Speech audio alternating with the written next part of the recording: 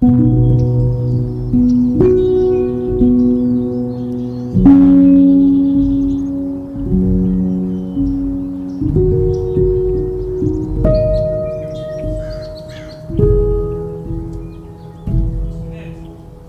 Video में हमने आपको एक होमवर्क दिया था कि कन्नौज के लड़ाई के बाद जो administration, social life and economic life जो है उसके बारे में आपको एक नोट्स बना के दिखाना है।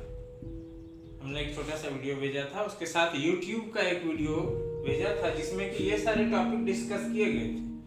आप हमको बताओगे नेक्स्ट डे जिस दिन आप इस वीडियो को देखोगे तो बताओगे कि क्या आपका वो कंसेप्ट क्लियर हो गया था या और कुछ बताना है। ठीक है, जो YouTube का वीडियो हमने दिया था तो वो आपने देखा होगा। आप ये बताओगे कि वो समझ गए या उसको फिर से बताना होगा। ठीक है, और अब जो है आपके बुक में जो नया टॉपिक है, आगे वाला जो टॉपिक है वो है rise of the Rajput clans. Clans मतलब होता है वंश, मूल, गोत्र, है ना। तो यहाँ वंश ही हम ज्यादा समझे तो ज्यादा अच्छा होगा। राजपूत का जन्म कैसे हुआ, राजपूत की उत्पत्ति कैसे हुई और किस तरह से वो मध्यकाल जो मेडिवल इंडिया में उसका एक प्रोमिनेंट रोल रहा। राजपूत राजाओं में बहुत सारे ऐसे राजा हुए जैसे कि पृथ्वीराज चौहान और महाराणा प्रताप, ये सब नाम आपने सुना, वो सब राजपूत वंश के थे। सिसोदिया वंश के और बहुत सारे वंश थे उसमें। तो ये इस टॉपिक में हम ये जानेंगे कि राजपूत का जन्म कैसे हुआ, उत्पत्ति कैसे हुआ, राजपूत वंश कैसे बना। तो हमने पिछले वीडियो में पढ़ा था कि कन्नौज का जब 200 वर्षों तक काफी लंबे समय तक चला था, तो कन्नौज में जो राजपूत, गुर्जर प्रतिहार और पाल्स जो लड़ रहे थे काफी लंबे समय से, धीरे धीरे इसका डिक्लाइन हो गया था, पतन हो गया था। और इन लोगों के कमजोर होते ही बहुत सारे नए नए किंगडम फिर से इमर्ज हो गए थे। उस नए किंगडम में एक राजपूत भी किंगडम इमर्ज हुआ था। तो इस टॉपिक में हम यही जानेंगे कि किस तरह से राजपूत इमर्ज हुए थे। ठीक है, many of these were ruled in some warlike clans.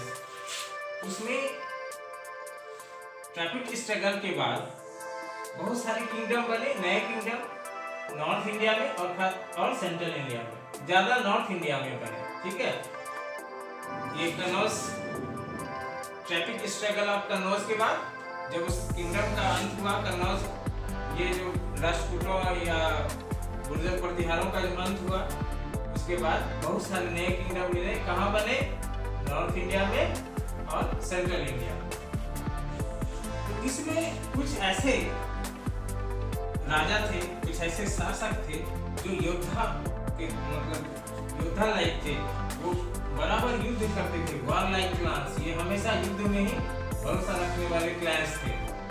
और इसका ओरिजिन जो था वो भी मिस्टीरियस था, रहस्यमयी था। कैसे इसका ओरिजिन हुआ इसको किसी को नहीं पता है, मिस्टीरियस ओरिजिन है, ये रहस्यमयी है। लेकिन कुछ जो राजपूत क्लैंस हैं वो ये दावा करते हैं कि वो भगवान श्री राम के वंश के हैं, है ना। जैसे है ना सूर्यवंश, भगवान जो श्री राम थे वो सूर्यवंशी थे। तो कुछ राजपूत कहते हैं कि हम सूर्यवंशी हैं, और कुछ राजपूत कहते हैं कि हम ये भगवान कृष्ण के परिवार से यानी कि चंद्रवंशी हैं। पांडव लोग भी चंद्रवंशी थे, वो राजपूत थे, क्षत्रिय थे। तो कुछ कहते हैं कि हम सूर्यवंशी हैं, हमारा लिंक वहां से है। कोई कहता है कि हम चंद्रवंशी हैं, और कोई बोलता है कि मेरा जन्म जो है वो हवन कुंड के अग्नि से हुआ, अग्निकुल है हमारा। ठीक है, इसलिए हमको गुस्सा ज्यादा आता है, हम युद्ध में ज्यादा भरोसा करते हैं, विश्वास रखते हैं। तो वो अग्निकुल कुछ कहते थे, हमारा जो मेरे वंश का जो उत्पत्ति हुआ है अग्नि से हुआ है, इसलिए अग्निकुल है हमारा। वैसे राजपूत जो है एक संस्कृत वर्ड है, राजा पुत्र यानी कि राजा का बेटा, सन ऑफ किंग। ये राजा के जो सन होते थे, बेटा होते थे, उनको राजपूत कहा जाता था। ये मान्यता ज्यादा है कि राजपूत कोई ऐसा वंश नहीं है जिनका कि अग्नि सूर्य वंश या चंद्रवंश से है। पहले राजा के बेटा को राजपूत कहा जाता था और शायद वहीं से राजपूत का जन्म हुआ है, राजपूत शब्द का शुरुआत हुआ है। राजपूत जो होते थे वो जाने जाते थे अपने बहादुरी के लिए और साहस के लिए। ये बहुत ही बहादुर और साहसी होते थे। बहुत सारे राजपूत वंश हुए, उसमें है गुर्जर, प्रतिहार, सिसोदिया, पाल, बहुत सारा है वो वंश। आप इसमें तो इन जो बहुत सारे वंश थे उसमें चौहान या चौहान ये ज्यादा पावरफुल था। उसमें राजपूतों में के बहुत सारे वंश थे, बहुत सारे उसके कुल थे, लेकिन इनमें से चौहान या चौहान ज्यादा पावरफुल था। और आपको याद होगा कि हमने जब ट्राइबल स्ट्रगल पढ़ रहे थे तो हमने बताया था कि जब गुर्जर प्रतिहार का अंत हुआ तो बहुत सारे राजपूत वंश हुए, उसमें से चौहान भी थे। यानी कि पहले प्रतिहार के अंदर काम करने वाले थे चौहान, जो प्रतिहार के कमजोर होने के बाद खुद पावरफुल हो गए। और इस चौहान जो डायनेस्टी थी, इसमें जो सबसे फेमस राजा थे इस डायनेस्टी के वो पृथ्वीराज चौहान। आपने टीवी पे सीरियल भी देखा होगा, अभी भी आता है पृथ्वीराज चौहान का,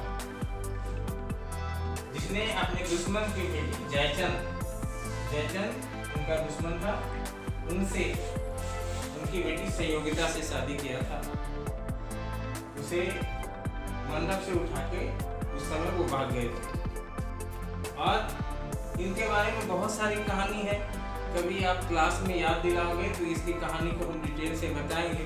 अभी बताएंगे तो वीडियो बहुत लंबा हो जाएगा, तो कभी आप क्लास में आप याद दिलाना, हम इससे जुड़ी हुई जो भी कहानी है पृथ्वीराज चौहान से उनके बारे में बताएंगे। अब है कि चौहान का शासन दिल्ली अजमेर वगैरह में चल रहा था उसी समय। अब जो एक नया टॉपिक है आपके बुक में, Turko Afghan invasion by Ghazni and गोरी।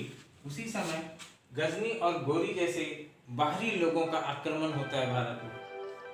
ये लोग लुटेरे होते हैं, है ना, और ये कुछ कोई अफगानिस्तान से आए होते हैं और कुछ दूसरे जगह से, तुर्क जिनको कहा जाता है। 10वीं शताब्दी में, 10th सेंचुरी में एक नया किंगडम गजनी में इमर्ज हुआ अफगानिस्तान में, है ना। गजनी का अफगानिस्तान में एक नया किंगडम इमर्ज हुआ और उसके जो फेमस जो रूलर थे उसका नाम महमूद गजनी था। और इस महमूद गजनी ने बचपन से ही भारत के धन और दौलत के बारे में अपनी दादी से बहुत सारी कहानी सुना और बचपन से ही इसका एक सपना था कि भारत पर आक्रमण करने का, लूटने का। और जब वो गजनी का शासक बना तो उसका सपना लगा कि अब साकार हो जाएगा। और उसने भारत में पर आक्रमण किया, रेड किया, इन्वेजन किया और इसने भारत को 17 बार लूटा। कितने बार? 17 बार। 1000 ईस्वी से लेकर 1027 के बीच में उसने भारत पर 17 बार आक्रमण किया। और यहाँ के जितने भी रिच सिटीज थे नॉर्थ इंडिया के, जैसे नगरकोट, थानेश्वर, मथुरा, कन्नौज, पंजाब एंड मुल्तान, ये सभी जगहों को बहुत बार लूटा। खास करके इसने ये गुजरात का एक मंदिर है जिसका कि दरवाजा भी सोने का बना हुआ था, मूर्तियां वगैरह सोने की थी। उस मंदिर को इसने कई बार लूटा और इसने ये सुन रखा था अपने दादी से कि वहाँ के लोग भगवान पे ज्यादा विश्वास करते हैं और मंदिरों में बहुत धन होता है, इसलिए इसका जो निशाना होता था वो मंदिर ही होता था। सोमनाथ का मंदिर था गुजरात में, जिसको किसने कई बार लूटा और पूरा उसका जो दरवाजा, मूर्ति वगैरह सारा कुछ लेके चला गया। और उस धन से जो उसने पैसा इकट्ठा किया इस लूट से, उससे उसने गजनी को सुंदर बनाया और गजनी में एक खूबसूरत मस्जिद भी बनाई। उसी समय एक अल-बरूनी नाम के राइटर आए थे, मतलब कि वो ट्रैवलर्स थे, हिस्टोरियन थे, ग्रेट पर्शियन स्कॉलर थे, फारसी के बहुत बड़े विद्वान थे। वो आए थे उसी समय इंडिया जब महमूद गजनी का आक्रमण हुआ। उसने एक बुक लिखा है, किताबुल हिंद और तहकीके हिंद, दोनों एक ही बुक का नाम है। और उस बुक में गजनी ने जो इंडिया में आक्रमण किया था, कहाँ कहाँ उसने आक्रमण किया था, क्या क्या लूटा था, किस तरह से लूटा था, ये सारा चीज उसने उस बुक में लिखा है। तो हमारा जो इंफॉर्मेशन का जो सोर्स है उस समय का, ये बहुत अच्छा ये हेल्प करता है उस समय के इतिहास को समझने का। उसके बाद तुर्किश इन्वेशन होता है। शहाबुद्दीन मोहम्मद गजनी मोहम्मद गोरी आता है, ये दूसरा लुटेरा है। 1175 ईस्वी में, 1175 ईस्वी में उसको उसने पृथ्वीराज 1191 में उसने फर्स्ट युद्ध किया था पृथ्वीराज चौहान से इंडिया में, और उसमें वो बुरी तरीके से हार गया। पृथ्वीराज चौहान ने उसे क्षत्रिय धर्म के हिसाब से बंदी को मतलब छोड़ दिया कि जो उस समय ऐसा माना जाता था, राजपूत लोग जो थे बहुत ही विचार वाले होते थे, और उसने कहा कि जो युद्ध बंदी होते हैं, जो राजा होते हैं, उनकी हत्या नहीं की जाती, उन्हें छोड़ दिया। फिर एक वर्ष की तैयारी के बाद सेकंड बार 1192 में उसने मोहम्मद गोरी ने फिर पृथ्वीराज पर आक्रमण कर दिया, और इस बार पृथ्वीराज चौहान को हरा दिया उसने, और पृथ्वीराज को हरा के उसको जेल में डाल दिया। पृथ्वीराज चौहान की जो आंखें थी बहुत बड़ी बड़ी थी, और उससे मोहम्मद गोरी को डर लगता था। तो सबसे पहले जब इसको कैद किया गया तो सबसे पहले मोहम्मद गोरी ने उसकी आंखें फोड़ दी, आंख से वो डरता था।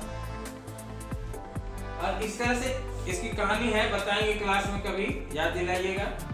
तो इस तरह से उसने पृथ्वीराज चौहान को हरा दिया, और यहाँ पे उसने लूटपाट बहुत मचाई, बहुत ज़्यादा, जो दिल्ली को बहुत बार लूटा इसने, बहुत रक्तपात हुआ, बहुत सारे लोग मारे गए। और इसका उद्देश्य सिर्फ लूटना नहीं था, ये भी चाहते थे कि इंडिया में वो अपना एक एम्पायर भी स्थापित कर ले। ठीक है, अब है ये जो आक्रमण हुए, विदेशी आक्रमणकारी जो है, इसका क्या प्रभाव पड़ा भारत पर। Impact of this invasion. Mixed culture का निर्माण हुआ।